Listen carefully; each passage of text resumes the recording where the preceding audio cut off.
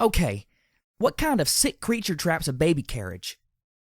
Glory asked loudly, blatantly deflecting every trace of awkwardness off of my screw-up on the stairs. The baby carriage trap had been extremely effective, using a baby's cry.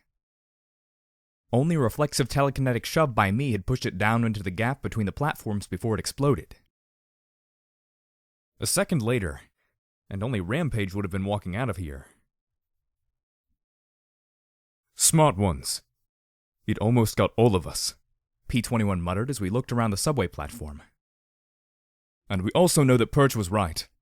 These sand dogs are sitting right on top of a treasure trove of salvage to be able to set up traps like this." So where are they? They have to know we're here, I muttered. This subway station was clearly a home, or a den of some sort. There were beds set up in the subway trains, a table with some recently opened cans of food on it, a radio playing DJ Pony of all things. Were they out scavenging? Raiding? Lying in wait? I walked over to a table and looked at some busted open energy cartridges. There was also a small smattering of ruby flakes. My eyes scanned the room, but my EFS came up blank. I trotted to a door marked Maintenance Access on the far side of the room. There was a single blue bar inside. Hello? Is any pony there? Then I remembered we weren't looking for ponies. The maintenance space was filled with electronics and strange mechanical devices. The opening door brushed against strange metallic limbs hanging from racks over workbenches that rattled against one another. I looked at the tools set neatly in order. On one workbench sat empty Sparkle Cola bottles that held a small stash of emeralds, rubies, and even diamonds. One corner had a bed and filthy blanket covering it. I had to admit, I was tempted to take everything that wasn't nailed down. For some reason, some pony had taken a small plush rarity unicorn and turned it into a pincushion. It didn't look like there was much of a need for needles in a workshop like this.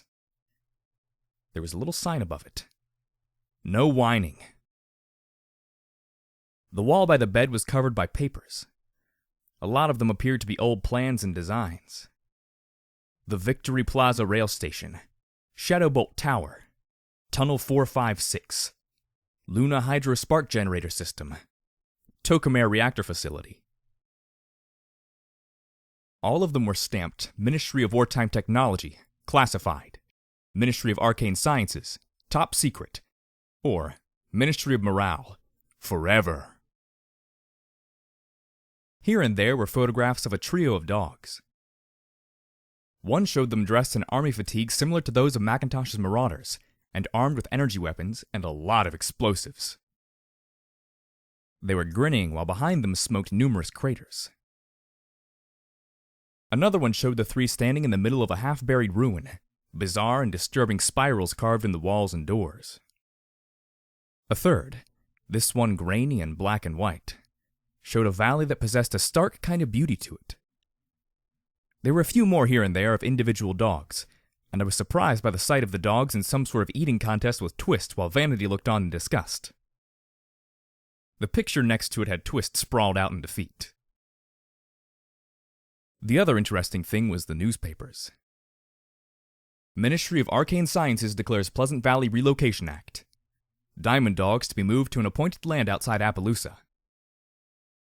Ministry Mayor Twilight Sparkle invoked eminent domain to appropriate the Pleasant Valley Mine Works and has started eviction processes for the current inhabitants, beings known collectively as Diamond Dogs. Although the natives protested the relocation extensively, Princess Luna granted the royal decree and dispatched members of the newly reformed Equestrian army to maintain peace in Pleasant Valley and the surrounding communities like Olney. Twilight Sparkle said that she sympathizes with the Diamond Dogs, but that the needs of Equestria must take priority. Pleasant Valley is being designated a critical MAS research facility, primarily for the testing and implementation of radical and potentially hazardous spells, as well as a high-risk storage area for any potential byproducts. She assures the Diamond Dogs that a new community for them will be founded elsewhere in Equestria. Another article caught my eye. Trail of Broken Diamonds. Military units supervised the relocation of the Diamond Dogs from Pleasant Valley this week to a temporary holding camp near Appaloosa. Units from the 1st Regiment were deployed from Huffington, and the 99th from Philadelphia, to ensure that the Diamond Dog removal went smoothly. Despite their apparent submission, several Diamond Dogs made a futile and savage attack on the Ministry Mare Twilight Sparkle. Their attack was foiled by a handful of troopers led by Big Macintosh of Ponyville, who quickly came to the rescue of Miss Sparkle and were able to subdue the attackers without casualties.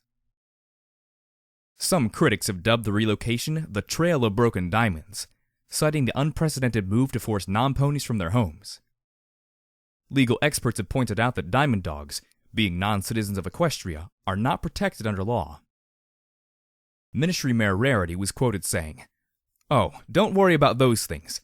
They're not like ponies or even zebras. As long as there's some gems for them to dig up, they'll be perfectly fine. Well, except for the breath, and the fleas, and their nails. Oh, and don't get me started on their manners."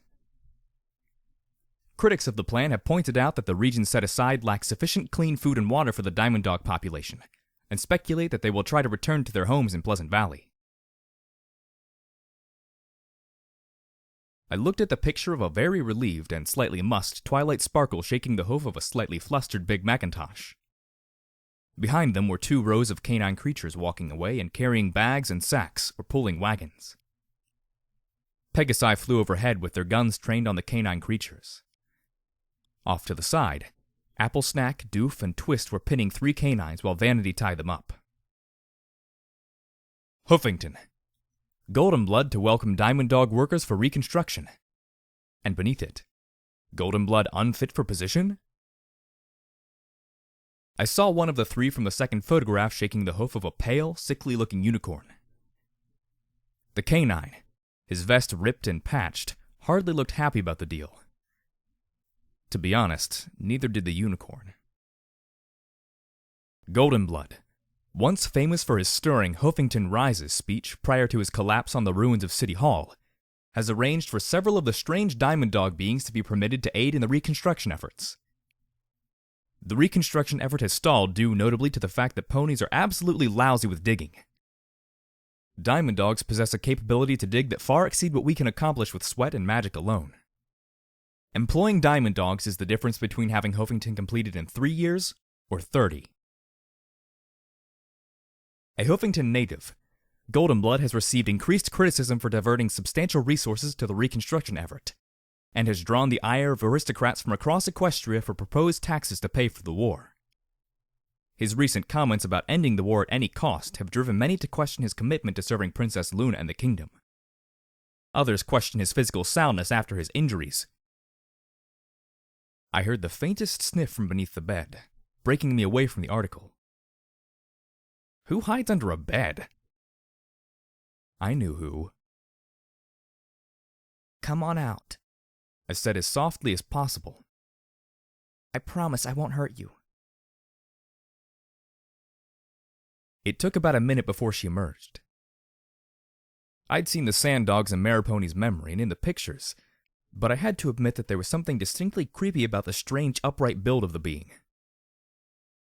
Its arms hung down almost to its knees when fully upright, but nearly reached the ground as it slouched forward before me. A wet black nose sniffed constantly as she, unless Diamond Dog colts were in the habit of wearing dirty dresses, kept her eyes low. I was shaken by how thin she looked, but then she hadn't had a stable feeding her 3 recycled square meals a day. "You hungry?" That got her looking at me, at least for 3 seconds. I fished around in my bag and came up with some cans of cram.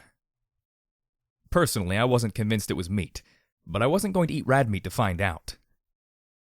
However, she recognized the can at once. I tried pulling the tab, but it snapped off, and I was left staring at it stupidly. "Oh, damn it. I can open it, Pony," she said, holding out her hand. Her other forelimb ended in a stub just below the wrist. I looked at her sheared-off stump, then nodded and floated the can to her. She sat on the bed and braced it between her knees, her remaining claws ripping the lid off the square can as easily as tearing tinfoil. She wasted no time bringing it to her lips and chowing down as quickly as she could. I feared she might choke, but she finally ate the last bit of salty pink meat and licked the inside clean. She still looked wary, though. Are you going to make us leave? Was I? An hour ago, sure. Why not? Help Riverside out by clearing out raiders and sand dogs. But now? No. No, I'm not. For some reason, that made her shake as she backed away from me on the bed with a whimper. Please don't kill me, she whimpered softly. What? I'm not. And that was as far as I got as a powerful hydraulic limb closed around my throat and lifted me from my hooves. I looked around at nothing, and then the magical cloak hiding him crackled away before my eyes. I stared at another canine, though this pale gray creature seemed more machine than flesh. The green eyes were quite sharp, though, as they glared at me like a balefire blast.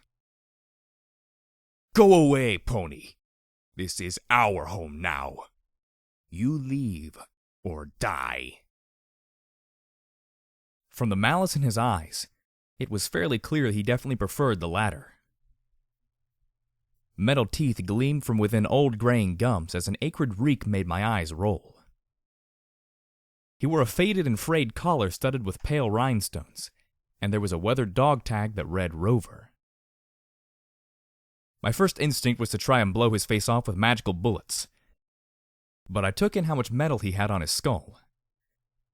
My magic had lousy armor penetration, and I could tell he could pop my head like a can of cram if I didn't kill him. I don't want to fight you. For some reason, that statement just seemed to piss him off more. Oh? Then you want us to leave? Or you want us to dig? Or fight? Or experiment on us? Or you just wish to whine at us? He snarled as I dangled from his grip. Why not ponies just leave us alone? I will. I didn't know. I'll take my friends and go. I don't want to kill you, I replied. And I really didn't want to die. Somehow, he looked sour about that. But given how hungry he looked, I was glad he wasn't adding pony to the menu. He carried me out into the subway platform where more dogs were appearing from holes in the tracks, ceilings, and some from thin air. A few clearly had some sort of cloaking talisman built into their cybernetics. P-21 and Rampage were both pinned down physically, and Glory, who'd flown up to a vent in the ceiling, was kept pinned by small arms fire. Lacuna remained standing calmly behind her barrier, with the minigun focused on the three largest and most heavily augmented dogs, driving them back with bursts of fire that sparked and rattled off their metal limbs. Fight's over! We're leaving! I shouted. Not yet, Blackjack! I almost got him exactly where I want him! Rampage yelled as she squirmed beneath the one that sat firmly upon her. Fight's done, Rampage, I said as I glanced back at Rover. He looked decidedly sour, but set me down. Slowly, the combatants released each other, and I got a better look at these sand dogs. This was just like Riverside. There might have only been 2 or 3 dozen at most, and even if these people were far stronger, there was no missing the signs of hunger. The slat sides and the thin limbs. Even their augments didn't seem to be working with as much power as they could. I saw one sand dog take the ruby flakes from the table and brush them into a little port on their limb. Instantly, the lights on the arm glowed brighter. I glanced over at P-21 as he was released, then looked up at Rover. You know, there was a raider camp we took out an hour ago not far from here. They had food, I commented lightly, and instantly saw the excited looks and heard the sniffing. Rover glanced down at me with a disgruntled little snort, but then the old dog gave a wave of his augmented hand. About half the camp went running the way we'd come down, sniffing our trail. Can we talk? Always talking. Why can't ponies just leave? He grumbled as he started back towards the maintenance room. Because I want to help you, I replied. I heard P-21's groan from all the way across the platform. What happened to you? What happened? He froze and straightened, turning and looking down at me. His eyes seemed to glow. What happened? He growled softly, and then turned with a snarl, flinging his arms wide. Pony happened! Pony take home! Pony take gems! Pony take lives! Pony take world! Pony take everything! Pony tell us do this. Pony tell us go there. Pony tells dogs to shut up. And always, Pony is whining about stupid pony war, he said as he slammed his mechanical claws into the platform. Why is Pony always whining about pony? Piggy not whine. Cow not whine. Chicken and dogs not whine. Only Pony is always whining about pony. Okay. Somebody had an issue with whining ponies. I'm sorry. I didn't mean to make you mad. Please. I just want to know how I can help you. Please. He said with a little snort as he looked at me with narrowed eyes. Only one pony say please and mean it. But he just used dogs too. You mean Golden Blood? He gave a hiss. He comes to us in desert. Dry, sandy ground. No gems, only rocks. Tunnels cave in all the time. Not home. He ask us come to city. Dig tunnels. Pay in gems. Say city home to all that help build it. We come. We dig for ponies and he pay in gems. Digging is hard and dangerous. Dogs get hurt, and pony magic not work well on dogs. Pony uses dogs to make machine parts for dog and pony. But city tunnels not home either. Dogs want dogs home. Gold Pony say he try and help. And did he? He talked to pretty pony princess. He tried to tell us not to go home. Home not home anymore. Gems gone. Nothing left. But it is home. Do ponies not understand? Home! And we wish to return. So Golden say, maybe if dogs fight zebras we can go home. And we fight. But there are many, many zebras. Then one day, not many dogs left. We ask, can we go home now? He made the strangest little snuffling noise. Golden take me home. Valley. Gone. Big pony building instead.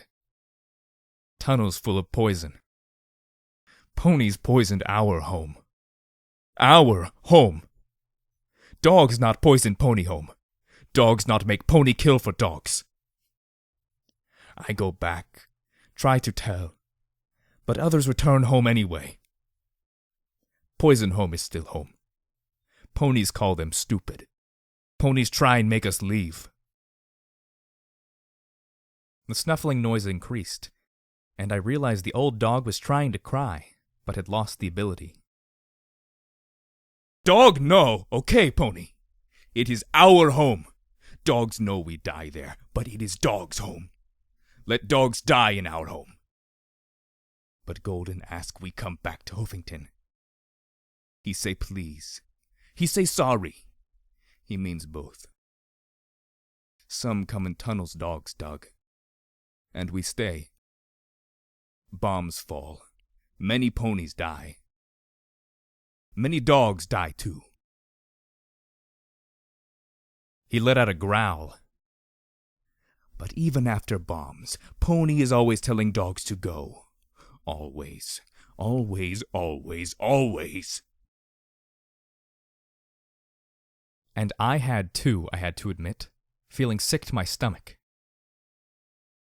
The moment Perch told me there were things in these tunnels with something that could help Riverside, I'd taken a tangent away from saving 99, like an idiot. They'd been right to fill the entrance with mines. They'd mined aid containers and soda machines. Things ponies would go after first. Even the baby basket had a pony doll inside of it. Pony knows now. Pony should leave, Rover said as he took the young dog's hand and returned to the maintenance room. I sat down hard and looked over at my friends and the dogs who had remained to watch us. Slowly I stood and trotted back towards the still open door. As I knocked, I heard Rampage say to P-21, "Told ya. 5 bits. Pay up." "May I come in?" I asked as I saw Rover trying to wire together a child-sized mechanical hand. He growled faintly as he glared at the metal. Well, it wasn't a no. So I stepped inside and watched as he worked the tools with familiar skill. He opened a tiny port and shook in a few crushed emeralds.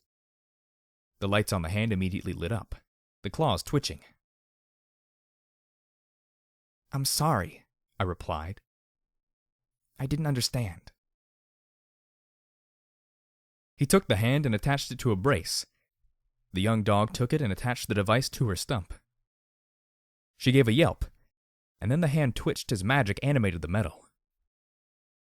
She stretched up and gave the old dog's scarred cheek a lick before backing away. I fished out another can of cram for her. Rampage didn't need all of it. Her mechanical claws tore open the can as easily as her natural ones did. She looked up at me warily. "Thank you, Pony," she said, drawing another sharp look from Rover. Then, as an afterthought, she added, "I'm Fifi." I gave her a smile. Kids were kids after all. Unless they were Zodiac cults, but still. My kindness didn't seem to sit well with Rover, who looked at me like he wasn't sure if he should thank me or not. "What do you want, Pony? You tell us where to find food. We let you go. Why you stay, Pony?" "I want to help you," I said with a smile. "It's sort of my thing." "We do not want Pony help," he said, pointing a finger at me. "Pony help always hurts dogs. Always." "Please. You need food and you need gemstones, don't you?" I thought back to Bottlecap. "You can trade. Trade for food with Riverside. And I know a pony who runs a gem mine." "Pony does not listen," he growled as he rose and faced me. "Pony help always hurts dogs. We try trade. Ponies cheat us. Ponies steal from us. Ponies attack us. Dog cannot trust Pony," he said as he looked at me with a strange look. "Who is Pony who come here and thinks she make everything all right?" "I'm security. I just want to make everyone safer," I said lamely. Who was I to think I could just trot down here and overcome 2 centuries of pain and mistrust? I was such an idiot. My friend has a gem mine? Oh, really? Ever heard the phrase "too good to be true"? And I had no idea if Dusty Trails would help, or if Perch would be willing to play fair. He just looked at me with a scowl, his green eyes hard and suspicious. Then Fifi tapped the half-empty cram can against his metal arm. "Eat." "Dog not eat pony food," he replied sourly. She beat the can against his arm again. "Go play, Fifi." She frowned, narrowing her eyes and banging the can against his arm several more times. Finally, he gave a resigned sigh, lifted the can, and let the slimy pink mass remaining plop into his mouth. He chewed some, then looked at me thoughtfully. Pony thinks she can get other pony to listen. I can try. That was the most I could promise. Rover scratched his white, tattered ear in a little cloud of dander. I did not think pony help Fifi. I not think security on radio real pony. Or that she help dogs. He pointed his mechanical claw at me. We will bring things to trade. If village ponies are good and fair, we will trade for food. If not... And he just sighed. If not, then they'd slowly run out of food and gems to power their limbs. And then they'd die. I'll try and convince them. I will. I'll do better. I couldn't change the past, but I could at least try and do better now.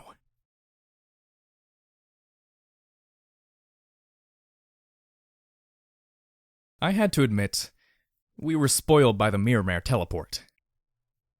I'd thought that Lakunai could simply teleport us all across Hoofington at will. She firmly corrected that notion. She could teleport herself across Hoofington if she had to, with potentially one passenger. Without soaking up gobs of radiation, however, she'd only be able to teleport the 5 of us a few hundred feet. That was enough for us to get outside, but it left my head spinning and feeling as though I'd just gotten struck by lightning again. Lakunai donned her black lace dress before we returned. A large purple unicorn caused far less commotion than an alicorn. She wrapped her minigun in a burlap sack as she floated it casually beside her. The weight seemed easily within her range of handling.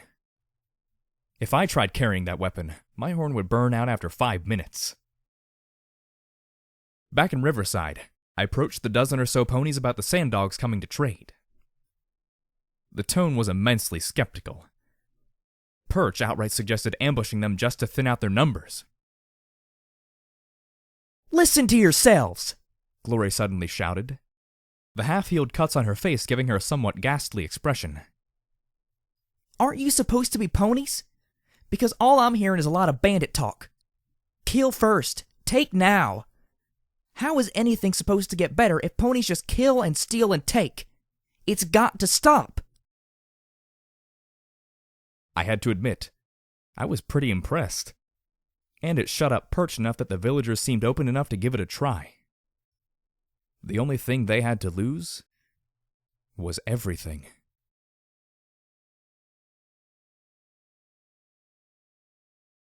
I tried giving Thrush a hand with repairs.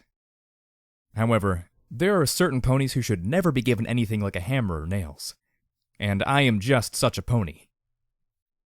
After nearly braining oil can with the hammer and spilling my nails into the bilge water that had collected from the leaks, it was generally agreed upon by every pony that I should just go into town and wait for them to finish. Glory and P-21 proved far more capable at heating up the clumps of tar that were being used to plug the gaps. I, on the other hand, almost burned the boat down.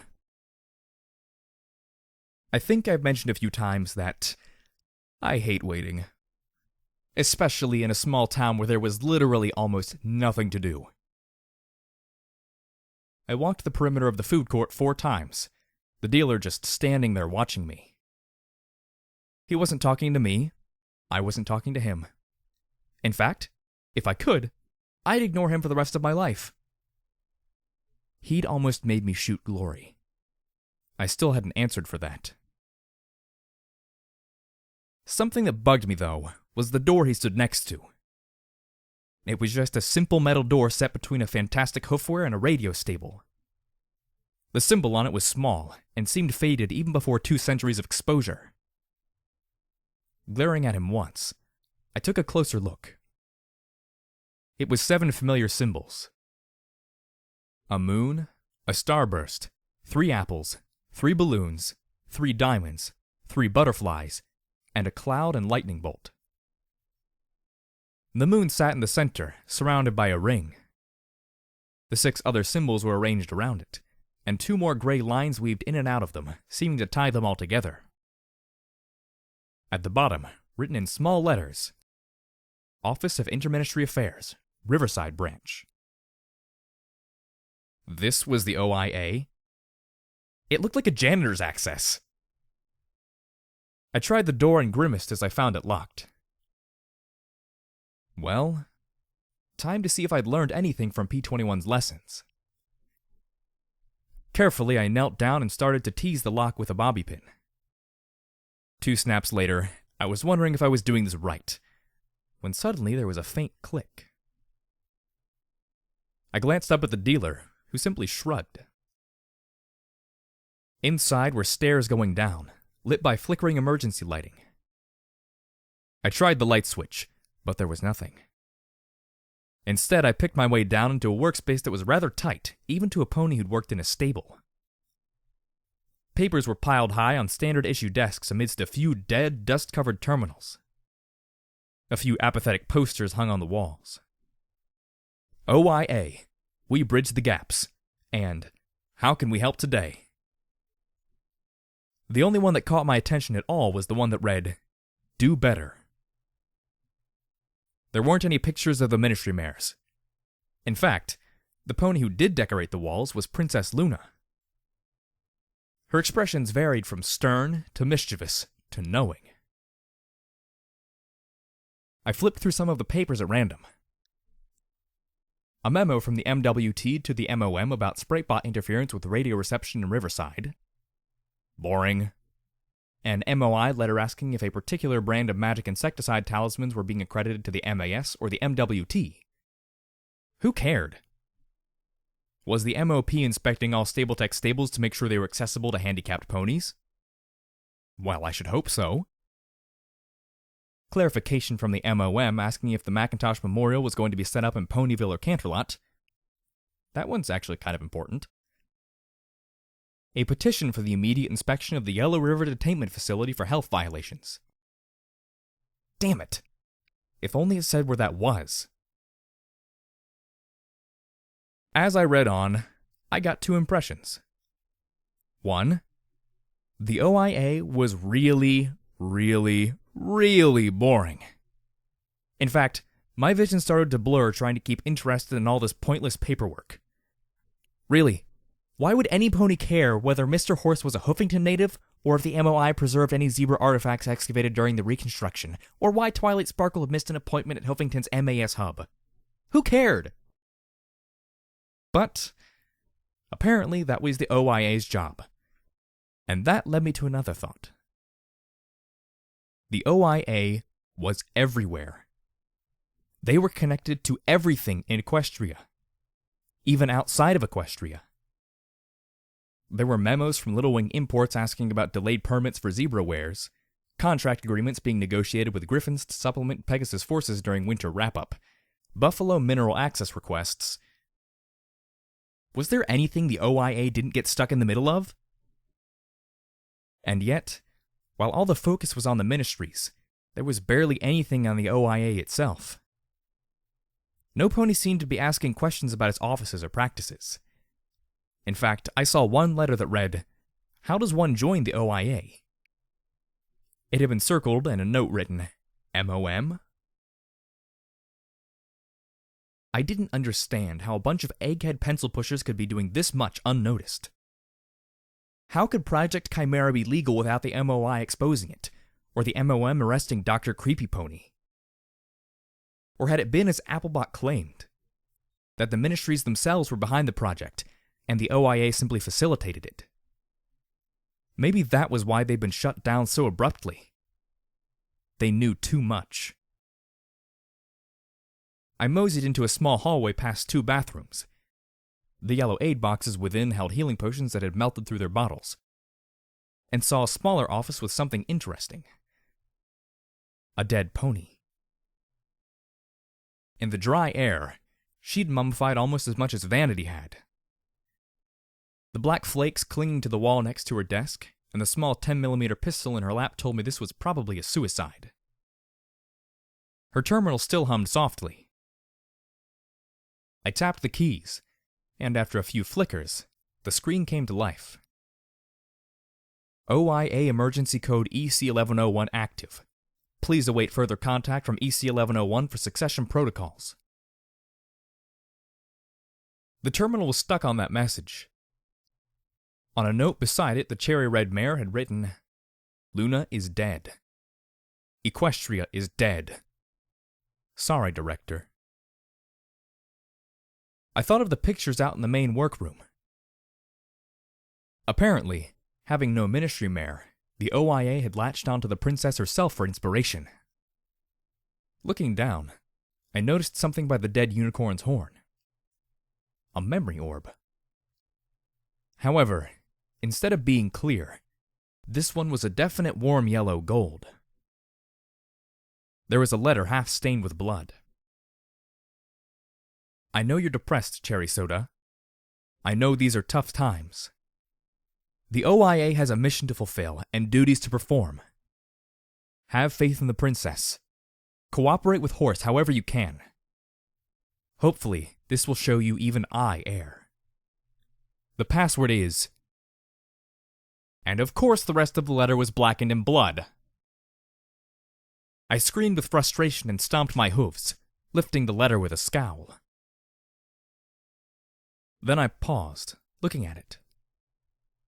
I walked to the bathroom and turned on the sink, listening to the rads slowly add up as I carefully wetted the blood-stained section and rinsed away some of the blackened fluid. I squinted, but I could barely make out the rest of the sentence. What your buck friend refused to give you. Okay, now I was cursing and stomping my hooves again. I lifted the orb and squinted, thinking.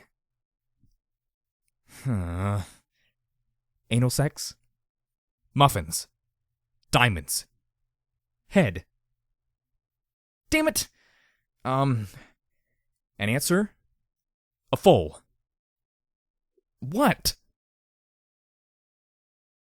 I took a deep breath. Whew. Okay. Think about bucks and mares as something outside of Stable 99. What was something that a buck gave a mare? Semen. Damn it, Blackjack! I tried to concentrate. Bucks and mares were different back then. They didn't just schedule a time to do it. They certainly weren't forced to do it. They had relationships. And those relationships eventually became like Mr. and Mrs. Cake. And to do that, you had a wedding. But before you had a wedding, you had to receive a proposal.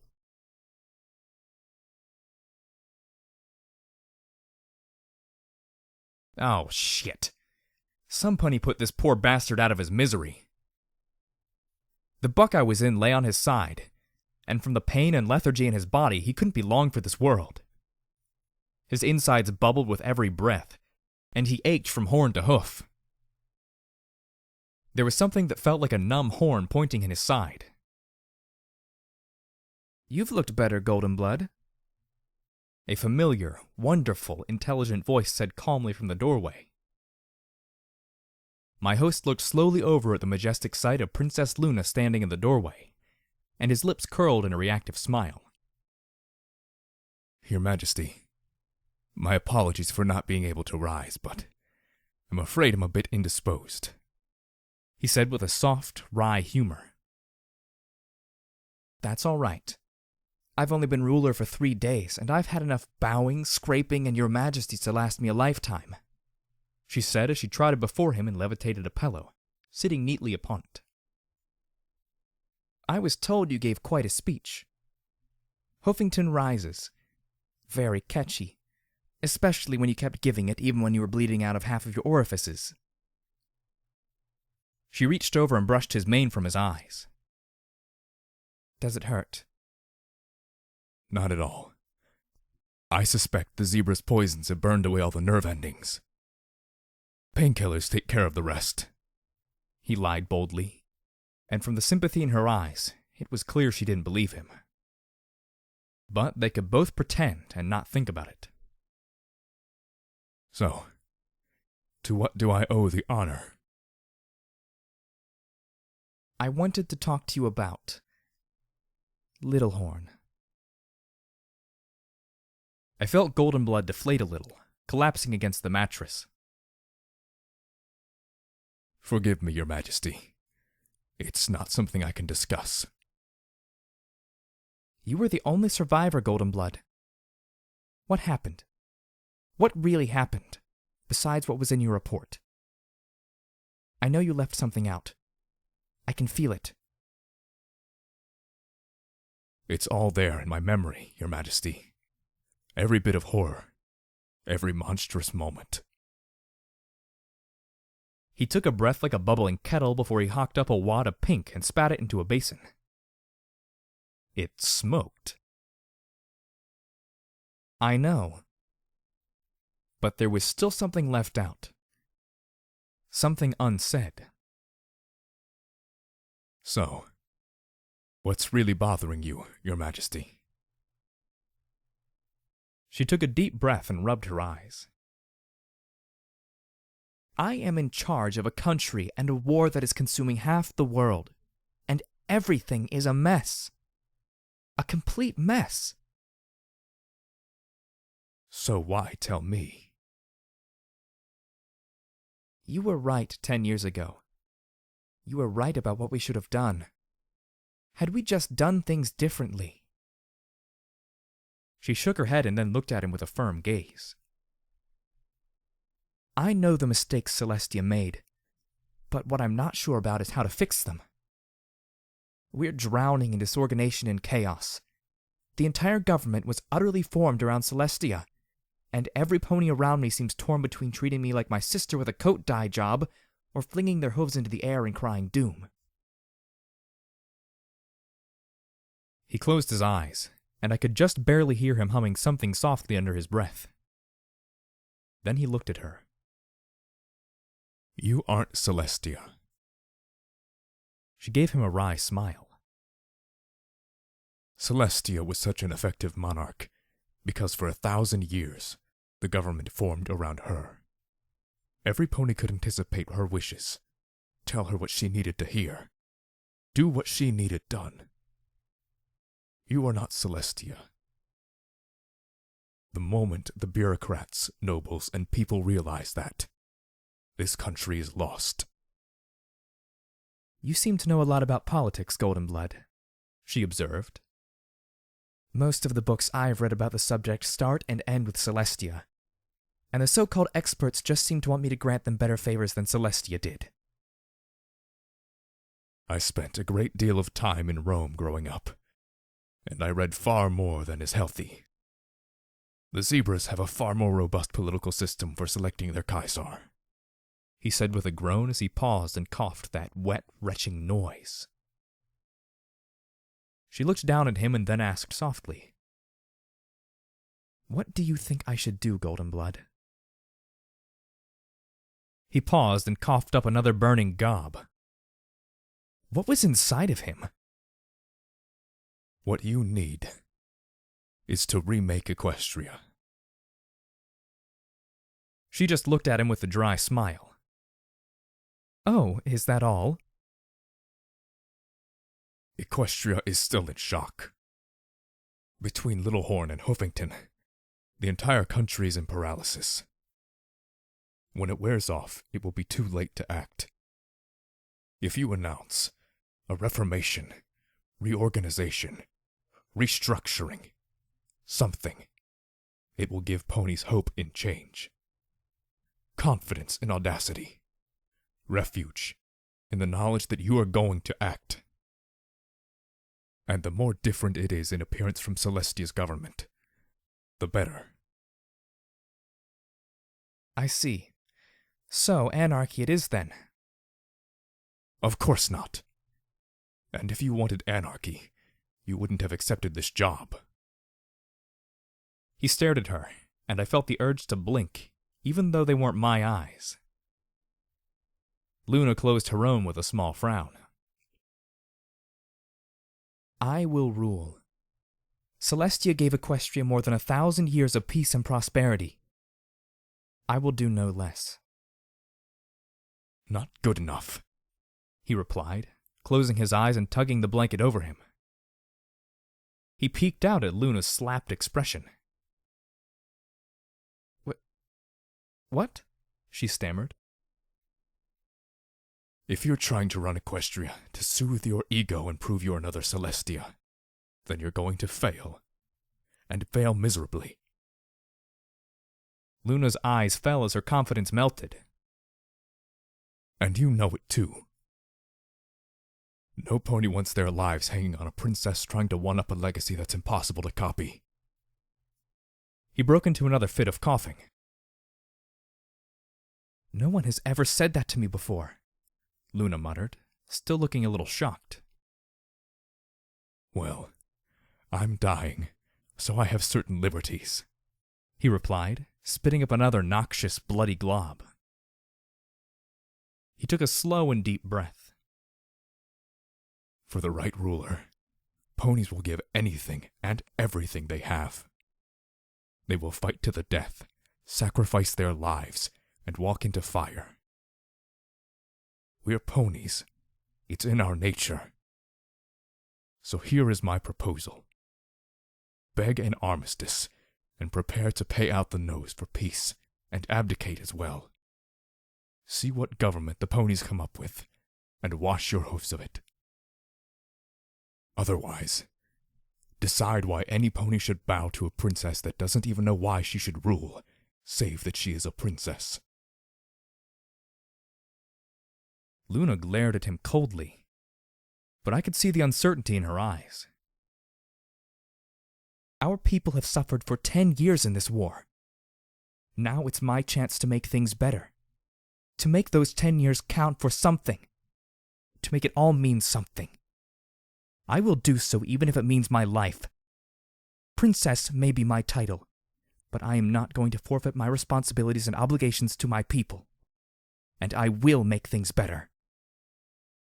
I will give the ponies of Equestria the future they deserve at any cost. At any cost? Could she imagine the cost? Could he? He closed his eyes and then gave a resigned sigh. What you need is a reorganization of form more than substance. You want to stay in charge, but you need a break in Celestia's status quo. You'll have to do something she never did before. You'll have to share power, or at least make the appearance of sharing. Share power, but how? Celestia... The roles and obligations of government remain the same.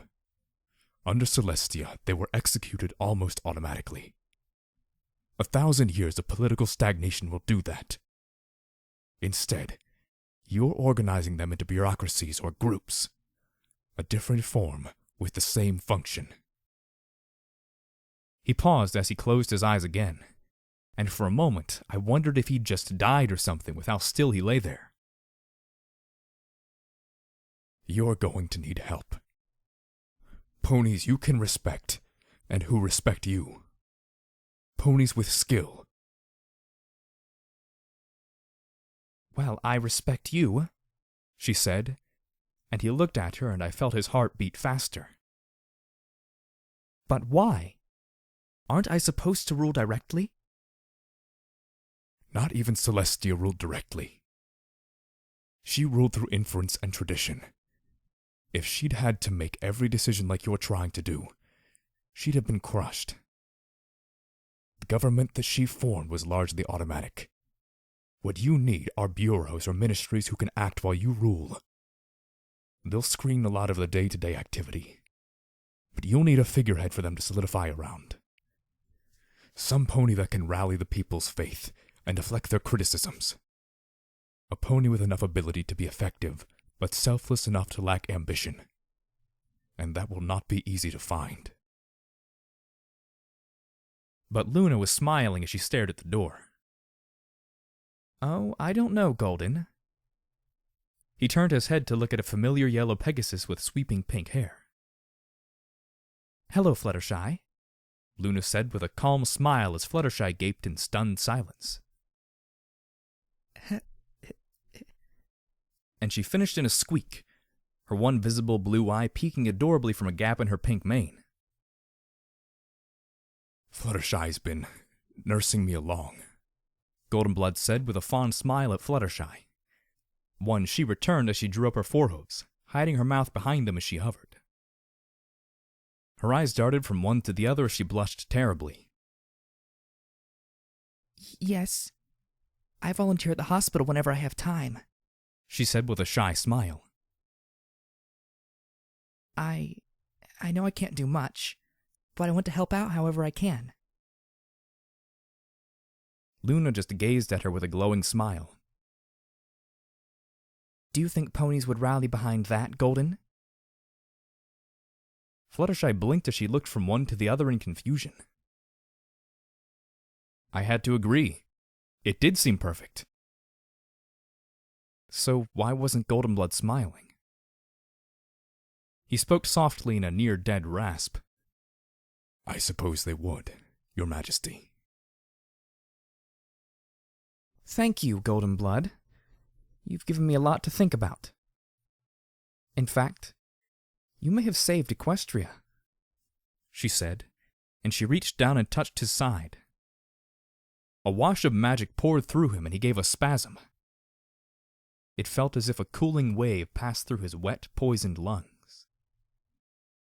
Suddenly, he was able to take a deeper breath with only the barest hint of that wet rattle. When the light faded, even Luna looked like the spell had taken quite a bit out of her.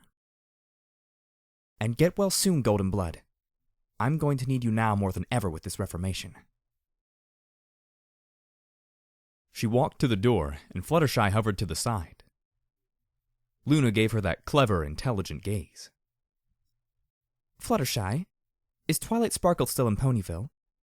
I need to speak with her about an important matter. I think so. We were meeting there this weekend, the yellow Pegasus said as she rubbed the back of her head with a hoof. Thank you, Fluttershy. I'll see you soon. I think we'll be seeing much more of each other in the near future. It's time for the elements of harmony to save Equestria once again. And with one last passing look back at Goldenblood, she walked from the hospital room. What was that about? Fluttershy said in confusion before she smiled down at Goldenblood. She landed and brushed his gold mane from his face, and then started. Why are you crying? Nothing. She simply said I was useful, he rasped softly as he sat up in the bed. Well, let me get you cleaned up and check your burns, Fluttershy said brightly. Fluttershy? He closed his eyes, but I could feel the few slow tears inching over his face. Yes, Golden? I am so sorry.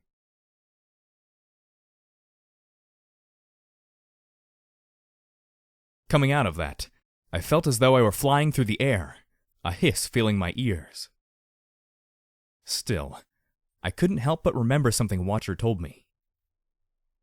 I know ponies whose fuck-ups killed millions. I'd just seen such a fuck-up. Goldenblood had given advice to Luna that she then took and applied to form the ministries. And Goldenblood had been horn deep in it, apparently. And I blinked as I stared out at the river before me, the water flashing past my dangling hooves as I hung off the bow of the seahorse, my back hooves tied to the railing. I screamed, waving my hooves wildly as we flashed across the storm-gray waters.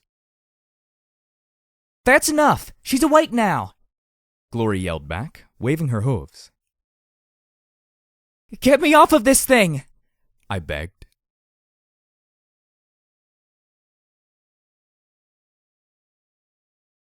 I will never, ever, ever, ever, ever go into a memory orb alone where my friends don't know where I am. Ever, okay? I muttered for the 10th time as Glory and Rampage lay atop me, pinning me to the rear deck above the captain's wheel. Rampage was definitely getting heavy. Glory thumped her hooves on my head.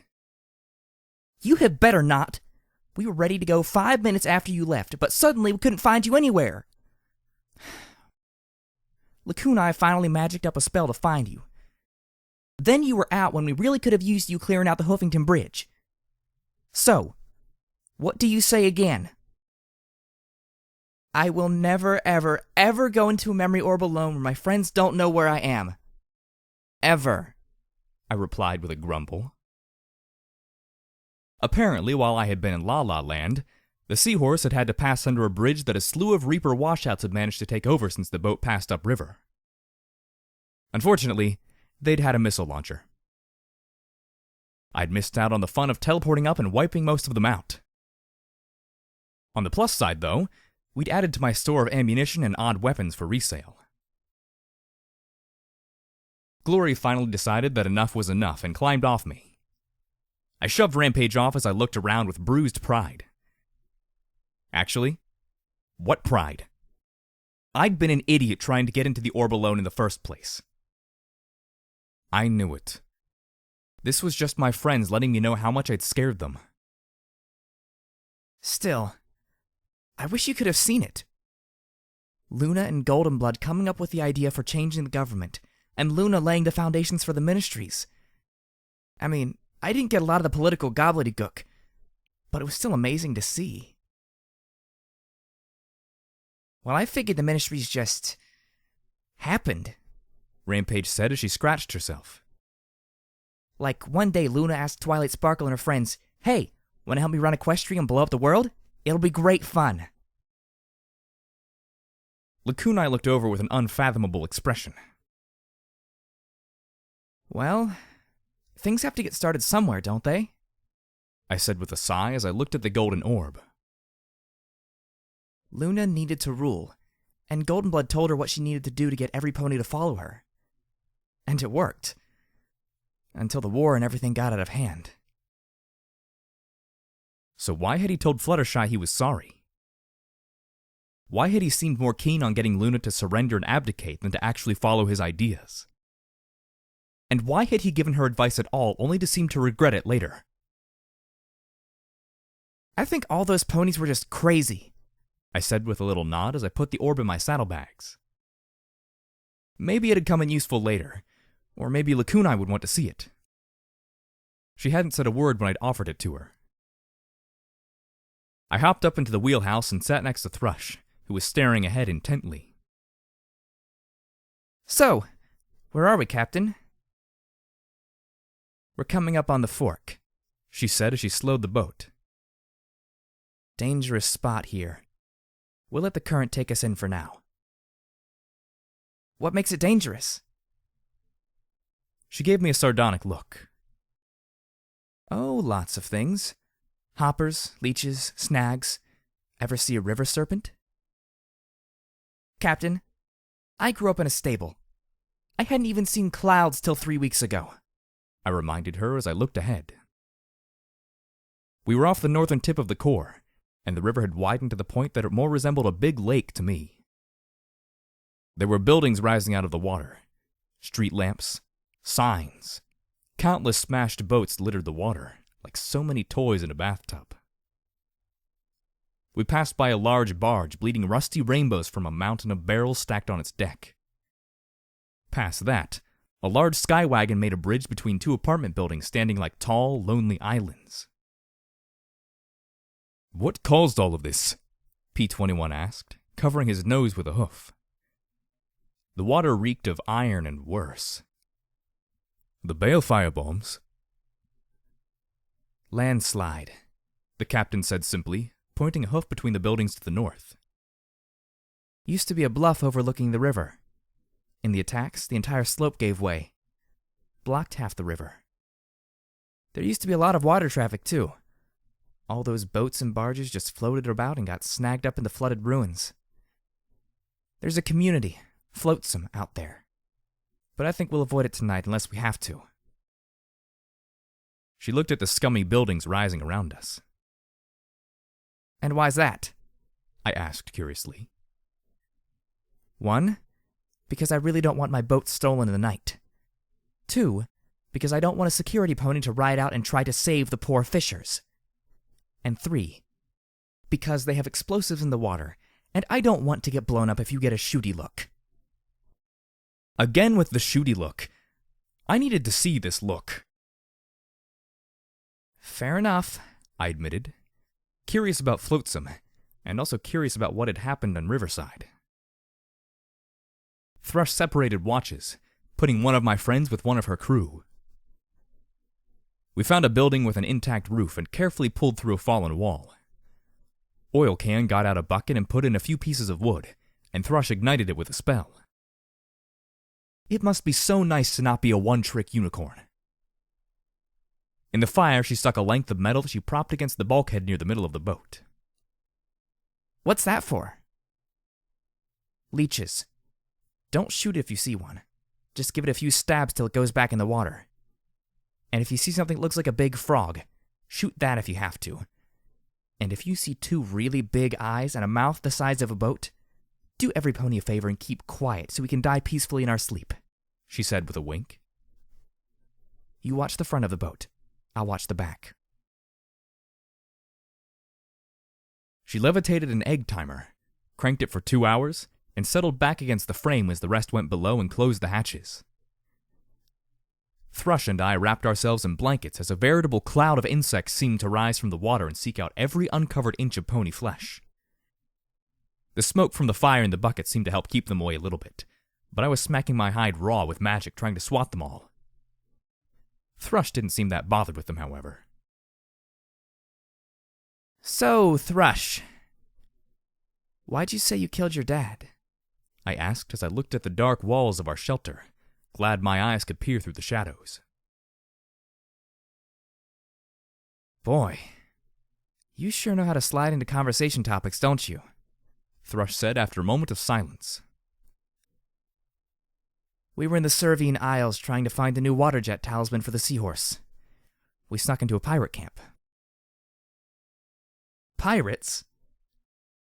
I glanced at her hat with a little smirk. Raiders on water, only not as nice. Pirates like to keep mares around for proper raping. Draw it out over a few weeks before finally killing you. Anywho, we got the talisman, but there were a whole slew of slaves as well. I wanted to free them. But 12 ponies sneaking through the jungle makes a lot more noise than 2, and they came after us. Dad got injured and told me to take it, get the hell out of there, make sure every pony knew he died a big damned hero. I took the talisman and abandoned him. I heard the shots, then him screaming. Got back to the seahorse later, sailed away. She pulled out my bottle of whiskey. Hey! My bottle of whiskey! I checked my saddlebags, and sure enough, it was gone. I gave her a sharp look, but from the distant stare on her face, I couldn't exactly blame her. So, some regrets, I take it? Every damn day, she replied with a mirthless smile. What gets me the most, though, is that I play it over and over, and no matter how I try and look at it, it was my choice that killed him. If we just left them locked up, he'd still be drinking and wenching all across the ocean. She passed me the bottle and I took a pull, smacking at the biting bugs with a hoof.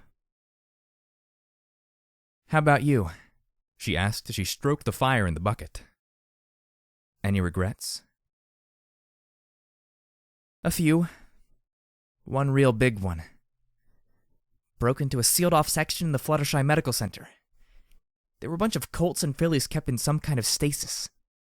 They'd been trapped like that for centuries, dying of diseases and injuries that couldn't be treated. They'd gotten control of the maintenance robots and killed the nurses. Skinned them.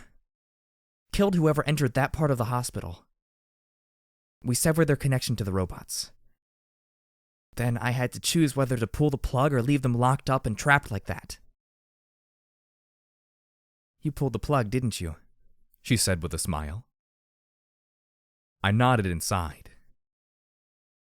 Yeah, that's what I figured. Because that's the hard choice. Leave him locked up, tell yourself some pony else will take care of it. Maybe they do, but maybe they don't. The fact is, sometimes there is no right choice. You're damned either way. Whole world's like that. Damned if you do, damned if you don't. I listened to the rain falling on the gurgling water outside. So what do you do? She gave a dry laugh. I say fuck it, and go on living either way. 'Cause part of living is being damned, and the only way to get out of it is to stop living. I thought about priests and the Crusaders, bottle cap and dusty trails, even Caprice in her sick way. Yeah, each of them had screwed up somehow, but they all kept going.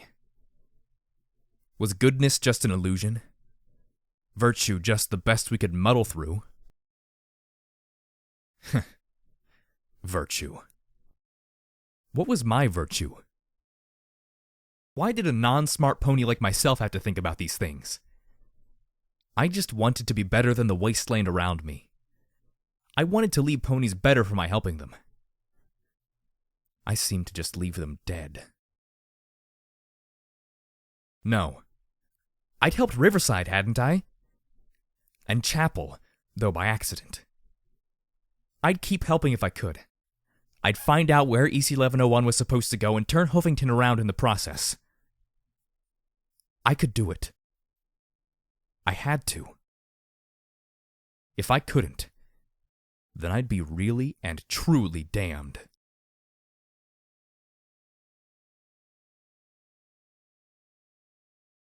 I was staring out at the front of the boat when I noticed it. A strange black mark in my mutant night vision, like a blob of night creeping along the edge of the boat towards me. Somehow, I couldn't move or think as that shapeless mass undulated closer and closer to my hooves. It was like a black, shiny, pony-sized thing crawling towards me for succor. The mass of darkness was a thing from my nightmares, and I stared as the pointed, tapered end of it lifted and opened. Dozens, perhaps hundreds of hooked teeth glistened as it oozed saliva from the tip. I stared, wondering if my brain had truly snapped for good. Then the glowing tip of the iron floated past my head and pressed into the maw with a sizzle and iron reek. The blob hissed and writhed as it fell back into the river with a soft splash. Huh. Usually leeches are bigger than that, she said in my ear before returning her iron bar to the fire bucket.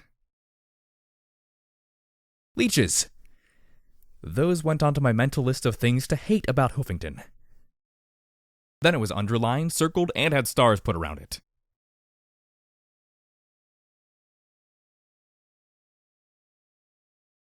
The atrium of 99 was the heart of social life in the stable. Ponies came into the open space to discuss their jobs and the few recreational activities various ponies organized. The stable picnic allowed a few dozen mares to gather, spread out blankets on the metal floor, eat some recycled chips, and pretend that we were all on the surface rather than think about our current situation. I didn't like Daisy's mom. No pony did. She was by far the largest mare in the stable, and in charge of the second shift, which put her right behind Mom in the pecking order.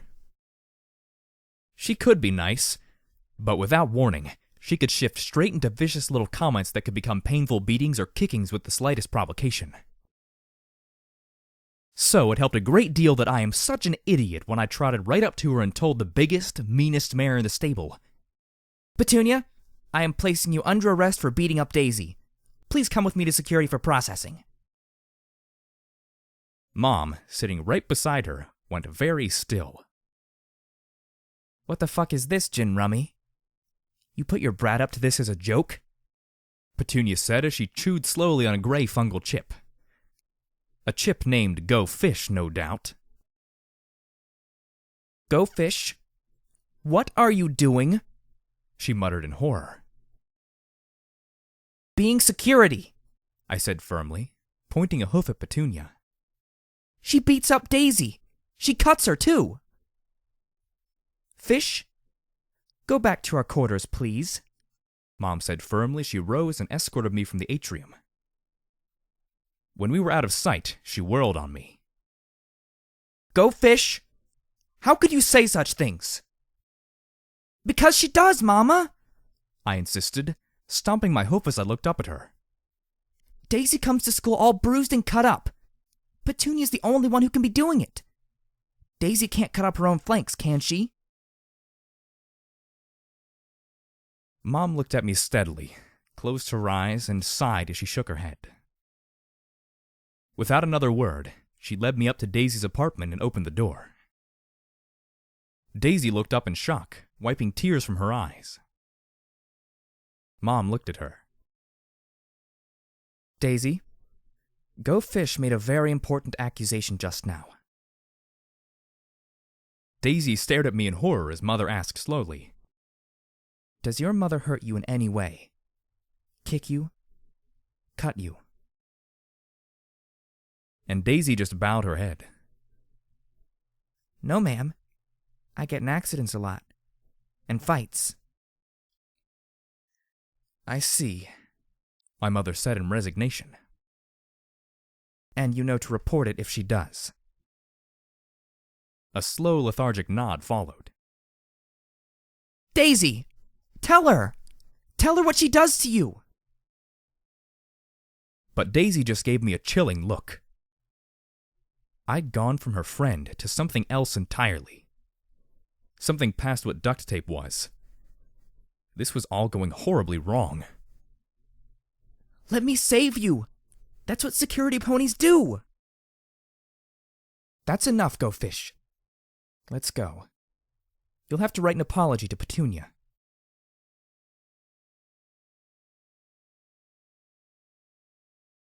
I woke up to the creaking rock of the boat and the sound of P-21 breathing nearby. And some pony else. I glanced up at the sight of Lacunae with her horn touching mine, my eyes going wide. You have interesting dreams, Blackjack. You can read my mind? I thought at her, trying not to think of a slew of expletives to add to that. Like this, yes. And why are you reading my mind? You have interesting dreams, she repeated with a tone of amusement. And this way we will not wake the others. I am not okay with this. Have you done this with the others? Wouldn't you? I desired to see if you meant me any harm. And what about the other way around? She followed up with a simple, I'm sorry you can't trust me yet. Considering what she'd just done, that statement was more than a little ironic. Yeah, well, the telepathy thing is kind of freaky. And sneaky. But you know we don't want to hurt you, right? Your blue friend does. He wants to hurt all of us. And he wants to help all of us. I cannot imagine a more conflicted male. I sighed. P-21 still wasn't over everything that I'd done to him. When I hurt a pony, I left scars. Deep ones. Just like Daisy. What happened to your friend in the stable? There's this one door with a faulty electric motor. She let her mom in there. Brought the door down on her head. Said it was an accident. I never went near that door again. I never knew if she was inside, just waiting to crush my head like a grape. She took her mom's position, and that was that. Do me a favor. All of us a favor. Stay out of our heads, I thought as I looked up at her. Of course. Good night, she said as she pulled her horn away from mine with a parting. Sleep tight. Yeah. Sleep. That wasn't happening now.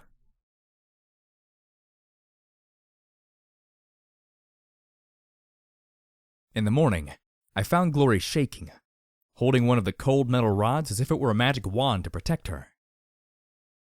P-21 was as far from the water as he could get, and Rampage was roasting a chunk of leech over the coals in the fire before laying in. What? It's really good. She protested as she chowed down on the rubbery flesh. Another day and she'd be at her adult weight. The seahorse crept out into the flow, the morning glow barely starting to illuminate the clouds to the east. Everything was coated in a sickly sheen of black mold and rotten fungus. Not true growth, but the only slime that could spread in Hoofington's enervation fields and tainted waters. Now that we were moving, I turned on the radio, hoping to hear more of the stable dweller and the things around Hoofington. About an hour after I turned it on, the familiar voice of DJ Pony addressed the Hoofington region. And to all my listeners out east, I'm afraid there are some ugly times. A veritable army of raiders has popped up in the north. They've hit every caravan and village from Toll to Megamart. These raiders aren't the normal, half-starved psychopaths you're used to either. They're healthy, they're organized, and they're eating every pony they can get their hooves on. So, who is responding to this menace? Well, not the Reapers. No, they got their hooves full trying to harass river traffic and seeing who is the most badass pony in Equestria. And it's not the Steel Rangers either. Oh no. They don't interfere with the locals, and they're busy stockpiling every bullet and missile they can get their hooves on. And it's not the Volunteer Corps either. Come on, Enclave, if you really want to help, do you have to be so incompetent? I'm not saying you're not trying, but is this the best you can do? Unless one of these three powers wants to pony up, things are going to get pretty brutal pretty fast. Otherwise, we'll just have to cross our hooves and hope that security can do something about it. Because once they strip Hoofington, it's just a hop, skip, and jump to Manhattan. So move your little rump if you can, security. Folks need you now more than ever. Thrush looked at me with a curious smile. Well, you've got an interesting time ahead of you. My mane itched like mad from all the humidity off the river, and I scowled as I looked down at the slimy buildings and bobbing ruined boats and barges. Where the heck are they all coming from? I cleared out Withers and Pony Joe's. West Side's always been lousy with raiders.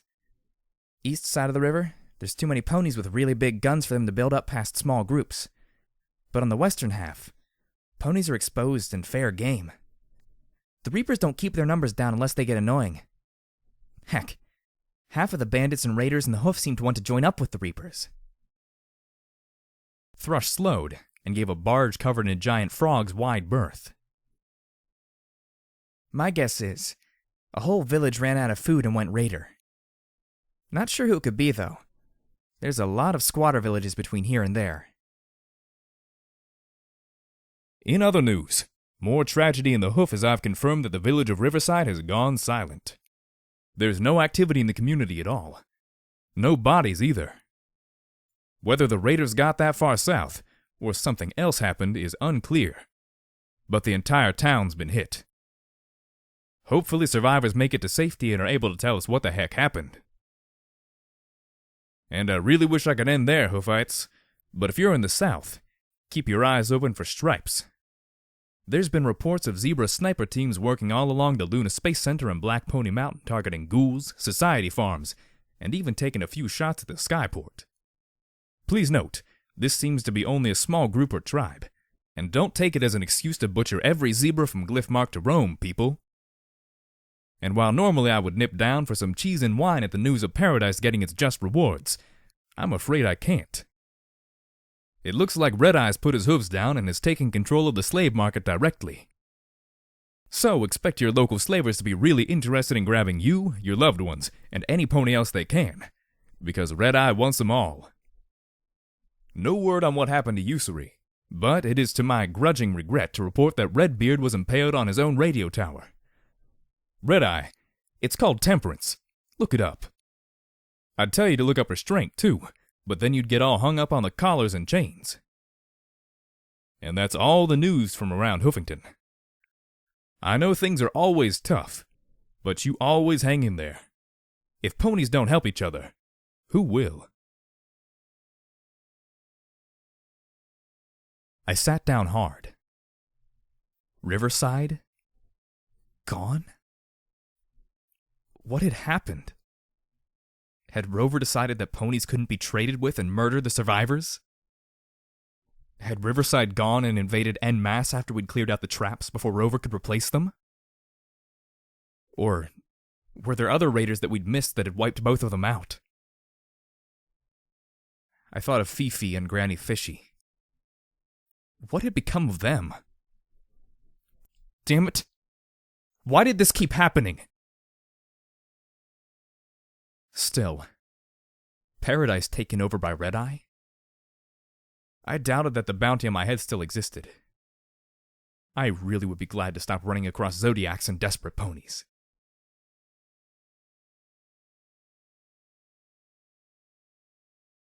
We need to put into flotsam for an hour, Thrush announced with a sigh, more to her crew than to us.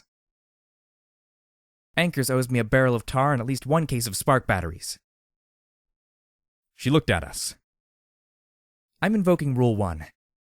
You go wandering around Flotsam, and I'm leaving you there. This isn't like Riverside. Half the ponies here will shoot you in the back and claim they found you in the river. The other half will shoot them in the back. So just wait here. Tarboots and I'll be back straight away. I blinked. Why was every pony looking at me? What? Skimming along the water, we approached what looked like just another logjam of wrecked barges and ships, except that these looked even more mangled and twisted. It wasn't until we got closer that it became clear that these weren't an accidental mashing. 2 barges had been welded together into one immense platform, and dozens of cargo containers had been converted into rusty shacks. 4 large cranes trailed in the river, and there were countless nets and smaller cables dangling in the water as well. As we pulled close, one of the nearest cranes lifted a massive metal claw, spraying water and mud, and dumped an entire mass onto the open deck. The claw moved away, and a half-dozen ponies began to pick through the sludge for anything of value. It sure didn't seem like a very good deal, but I saw them immediately going for yellow medical boxes, ammo crates, and any remotely valuable pieces of scrap. What a life. We pulled up, and immediately a dozen ponies looked at us with blatant speculation and sharp, calculating stares. I just stood on the roof of the wheelhouse and looked back with Tars's rifle beside me, giving them my own baleful stare in return. Eventually, the group mostly dispersed, but there were always eyes on the boat. 5 minutes. No exploring, Thrush warned me as she and Tarboots hopped off and trotted towards the largest crane. Every pony acts like I can't control myself, I muttered as I walked along the rail, looking out at the filthy, muddy ponies. Not just filthy. Half the ponies I looked at were deformed. A bent horn here or a twisted hoof there. Some had grotesque tumors sprouting from their hides. What happened to all of them? Glory asked softly. It's the taint, Oil Can replied simply. It's in the water. There's nothing to eat but things that live in the water. They absorb the taint, and it gets transferred to any pony that eats them. All of us glanced at Rampage. She blinked. What are you looking at me for? I just got disintegrated. If taint can still mess with me after that, then find me a great big barrel of this stuff and we'll see if I can die from it. She had a point. I suppose if she got too mutated, she'd just walk towards the core and come back fine. Then there was a sound of yelling and screaming. A colt had apparently found a sealed gun case and had pulled it free of the mass.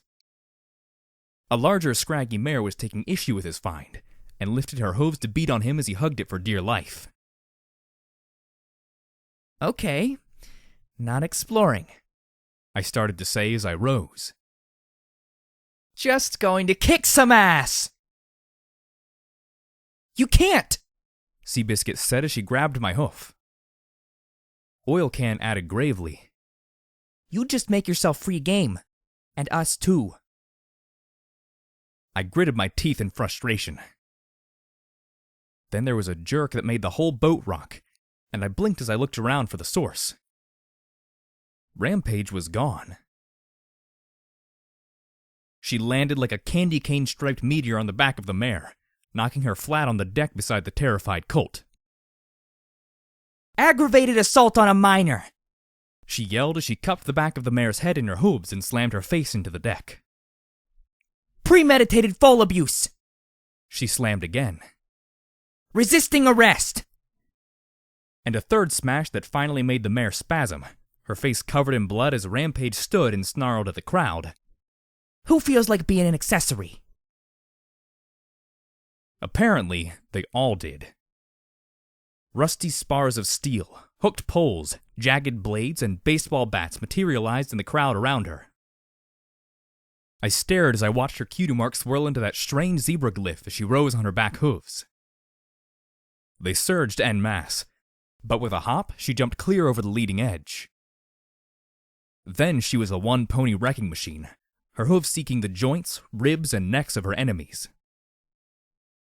I'd seen this kind of fighting before, in static pictures of fighting techniques. These moves were the light side of the Fallen Kaisar technique, fighting with restraint rather than to kill. And she could kill with a tilt of her hooves from flat to point.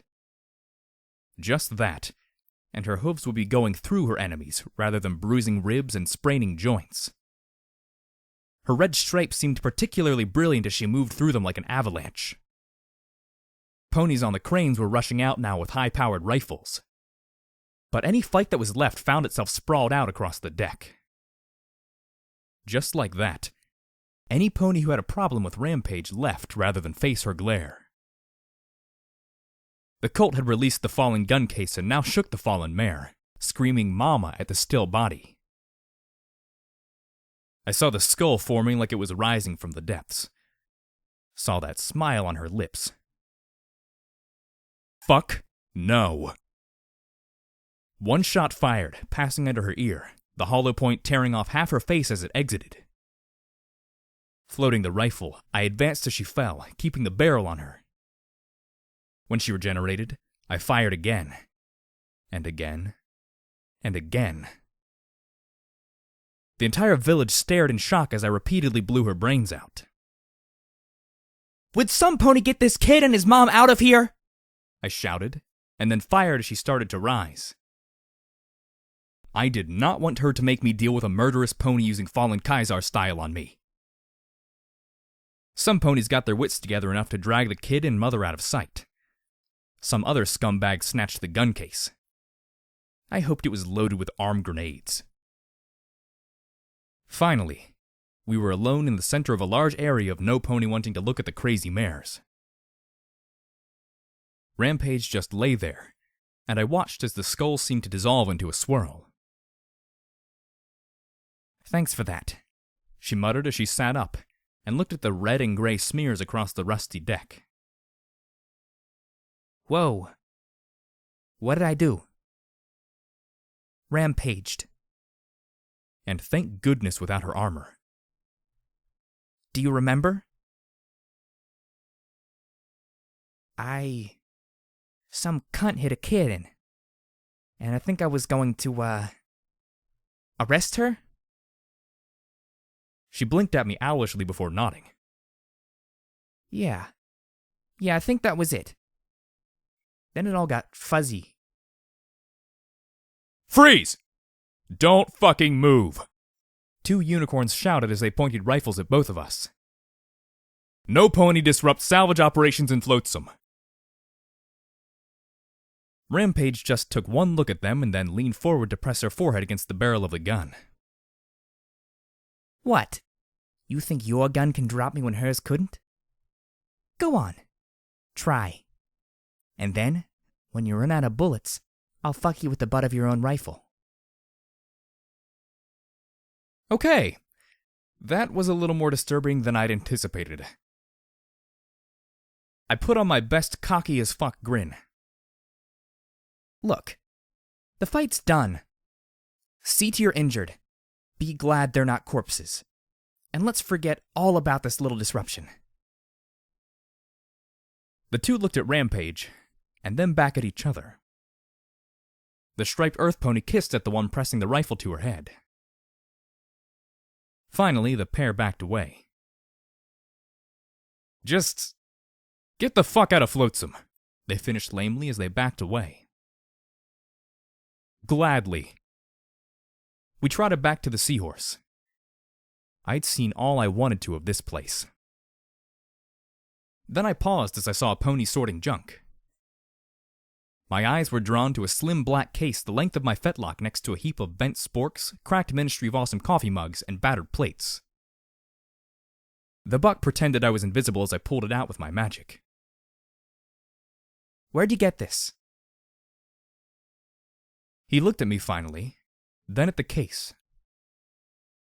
He lifted a hoof, and I stared at the tentacles that wiggled at the end of his limb.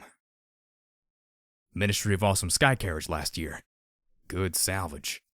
You like it? He asked with a hungry grin. 10 caps, I said, trying not to shudder as his tongue slipped out. It looked like a gray pipe. He seemed to struggle for something to haggle over. Charity would have owned him. It's, very black and shiny. 50 caps. I looked at him flatly. 10. And I'll throw in 2 cans of cram. His eyes lit up. Done. We got back on the boat, and I touched the sleek black case. There was a soft click, and it opened up in my hooves. Inside gleamed the massive magical shell and a folded up note. Rainbow Dash, you seen anything like this before? That nutjob Trottenheimer whipped it up. Does it have anything to do with the work he did for you? I carefully slipped the silver bullet into my packs. 10 minutes later, Thrush returned. She looked at Oil Can. So did she? Leave the boat? Sure, Oil Can said with a smile. Tarboot started to grin. But not to explore or help any pony. Her friend decided to administer a little law enforcement, and she jumped out to haul her back in. Then Oil Can looked at me with a disturbed little smile. After shooting her in the head. Repeatedly. It takes a lot to get my attention, Rampage replied. The pair looked at each other. Huh. Well, I bet she'd leave to help some pony. You bet she'd explore. Oil Can said she'd wander off after being bored. Damn. I guess none of us win. Wait. You bet I'd leave the boat anyway after telling me not to? I said sharply, feeling slightly hurt. Course we did, she said as Tarboots passed the box to Oil Can. Her lips split into a grin. You don't think I'd stay put if some pony told me not to, do ya? I wanted to cry. I'd tried to be good and stay put. I had. Was I really that predictable? From the smirks? Yes. Yes, I was.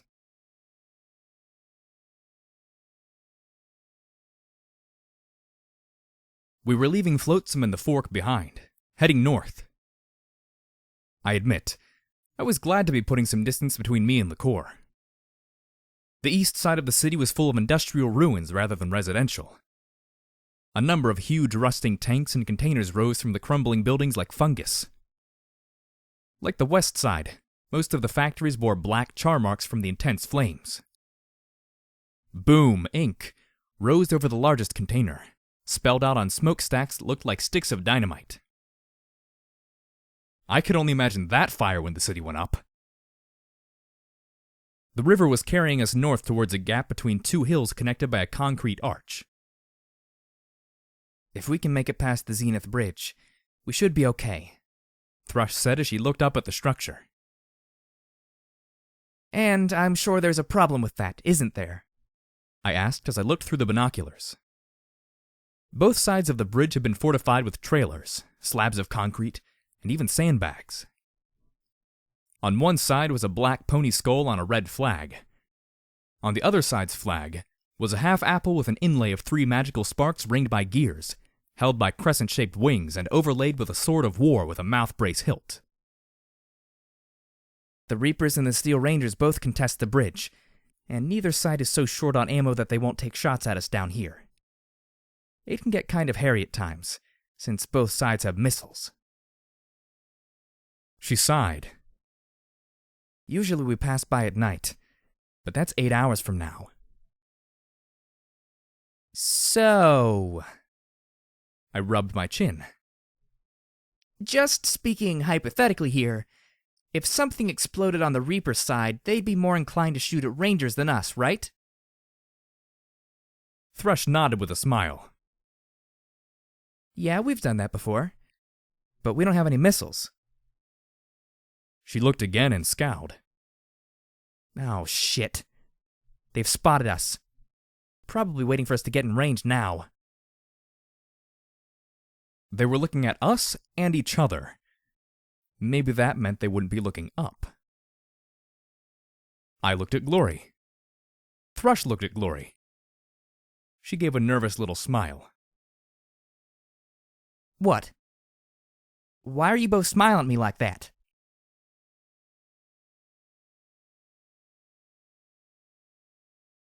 "5 minutes later, the Seahorse barreled past the bridge as Gatling guns hummed, missiles exploded, and grenades popped in rapid-fire succession. And to think, all of that was due to one grenade dropped by one Pegasus. Only one missile streaked down at us, but we powered past it as it blasted a pillar of foamy water behind us. 2 minutes later, and we were clear of the mess, the Reapers and Rangers still busying themselves with pounding away at each other. Glory fluttered back down to the deck, looking up at the bridge. Oh, I hope no pony gets hurt.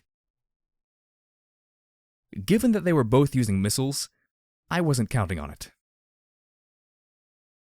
Look at it this way. They can stop firing any time they like, Thrush said with a grin as we powered down the river to the north. From the rattling of guns and the boom of missiles, that wasn't going to be happening anytime soon.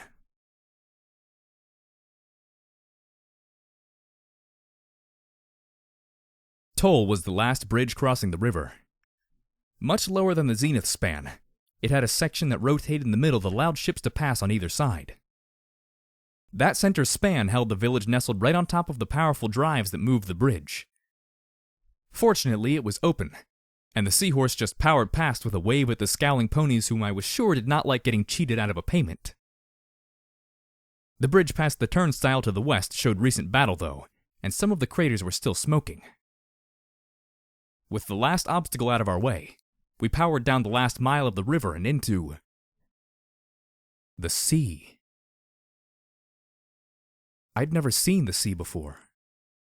Never imagined it. Never could imagine it. Not even from the little gray pictures and books I was too bored to pay attention to. A great leaden sheet of rolling water stretching out as far as the eye could see. Half of it was obscured by a port to the east, but my eyes stared out further and further till my gaze reached the horizon. Far off, I could see strips of blue. Suddenly, I didn't want to stop. I wanted to ask Thrush to continue on out into that great open emptiness. To just get away from the nightmare that was Hoofington. I wanted to leave it all behind. All behind for good.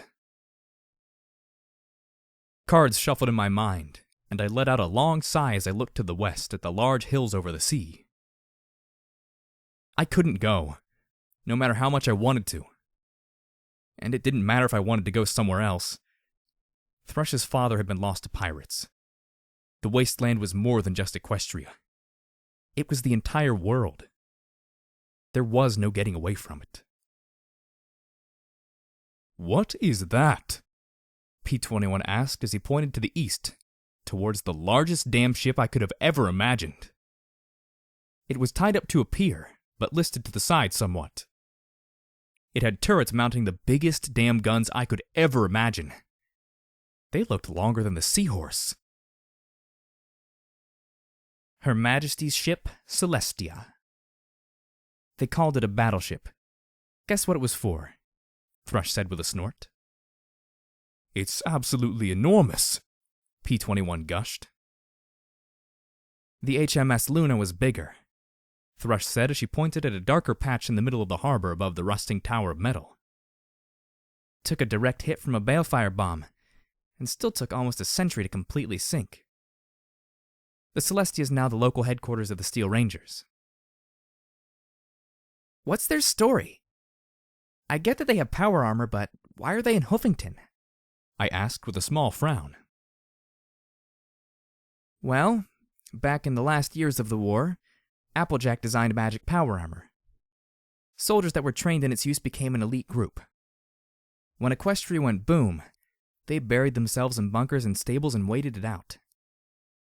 About 30 or 40 years ago, they crawled out of their base in Manhattan and started to spread. They've got some sort of edict to collect and protect the MWT technology. And since ponies aren't WT tech, we can go fuck ourselves. 20 years ago or so, they came down to Huffington. I guess Elder Crunchy Carrots took one look at the Celestia and orgasmed. If they could get the guns to work, they could take over the city. If they could get that damn thing seaworthy, hell, I don't think any place within 20 miles of the sea would be beyond their control. Could they? I couldn't imagine those enormous guns firing. How big were the actual shells? If it could fire from miles, even the Huffington defenses might not be enough. They could batter down the wall and the city would be theirs. Except for the enervation, that is. But what if their suits blocked it? Oh, buddy. My main didn't like that idea at all. No idea. I think Crunchy Carrots just wants to make it work. Steel Rain, though. He's definitely of the opinion that technology is meant to be used. She sighed and shrugged. They're mostly bottled up in the Iron Mare base. I don't have much dealings with them, since the Seahorse's engine's probably pretty high on their list of tech to confiscate. I don't plan on finding out just how high anytime soon. The Seahorse turned away from the Celestia towards the west side of the bay, where the land rose in high gray and brown hills.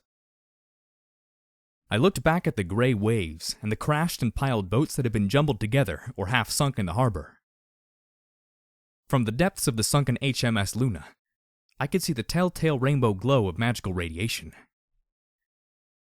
Even the sea, as vast and wide as it appeared, hadn't escaped the war. Nothing had.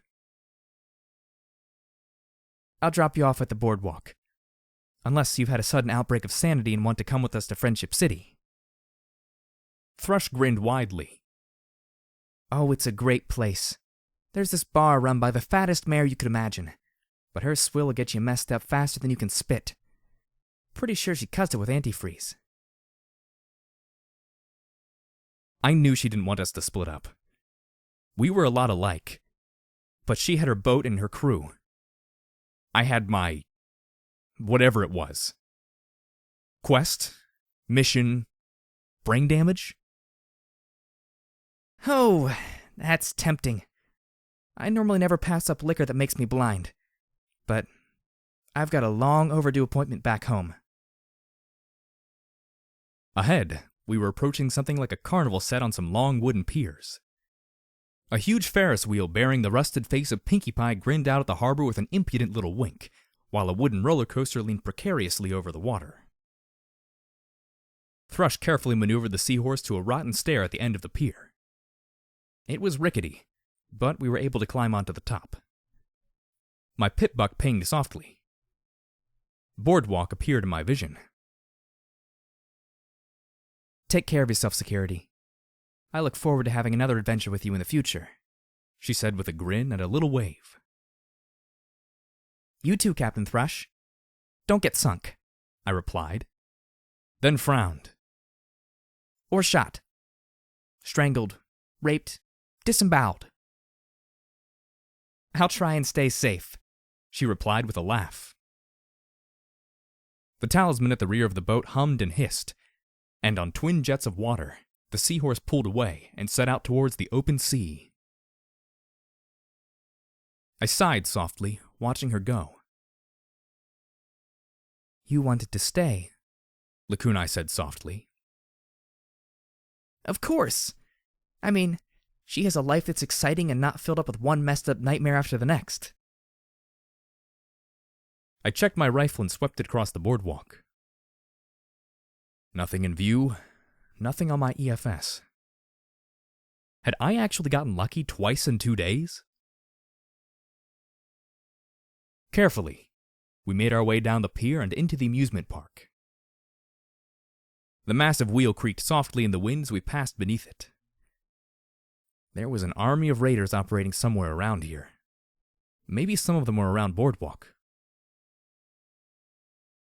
They were. Only they were dead. Really, really dead. Some pony had tied 3 of them to a rail and then eaten them. Alive, apparently, from all the blood spatter and how the wire used to tie them had nearly cut their hooves off in their struggles. Congratulations! There were ponies in the wasteland more fucked up than even raiders. I just hoped we didn't run into them between here and 99.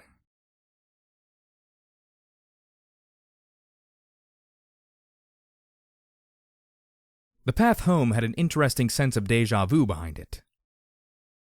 Despite the fact we'd run an entirely different direction, I still kept looking for the farm with flooded fields, or the ruins where we first met Watcher. I was also keeping an eye on my EFS for raiders. We kept coming across signs of them. A bloody Brahmin skull hammered into a tree. A pony stretched over a stump before being eaten.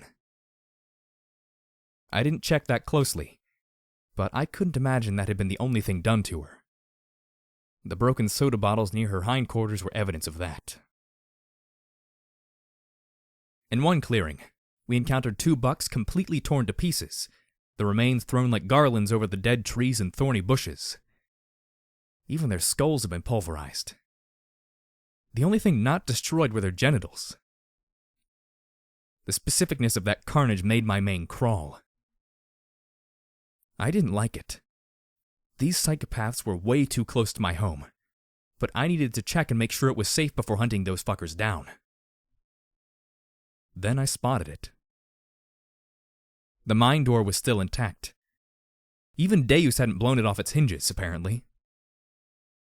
I picked my way towards it, looking down. The remains of raiders lay in heaps outside the...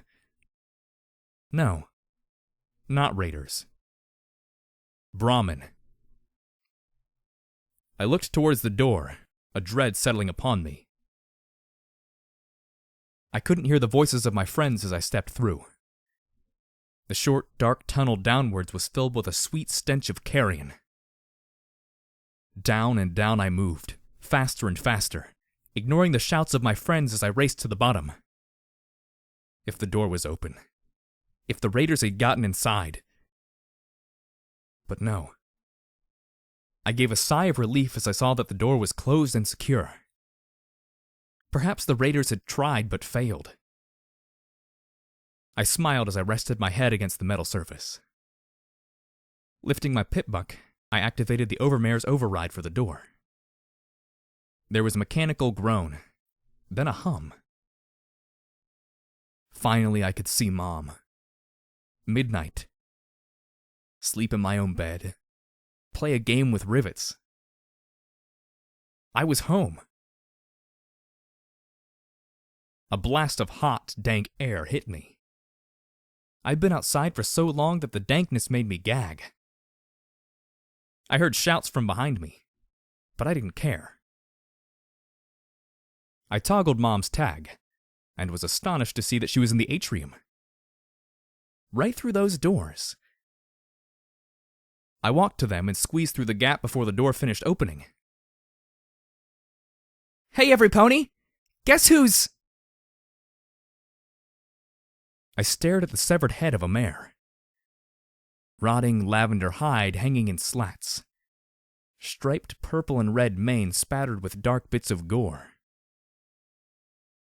It was speared on a shorn-off pipe with her pitbuck locked around it, and the sign "Traitor" written beneath it. Splayed torsos were nailed to the walls. Guts and entrails dangled from the overhead rails like streamers. The black-brown stain of blood covered every wall, and from the halls of the stable came a low, mad giggling. A hiss crackled over the speaker, and I heard the overmare's voice. Welcome home, Blackjack. We missed you. Her mocking giggle rose higher and higher as I began to scream. The Raider army was Stable 99.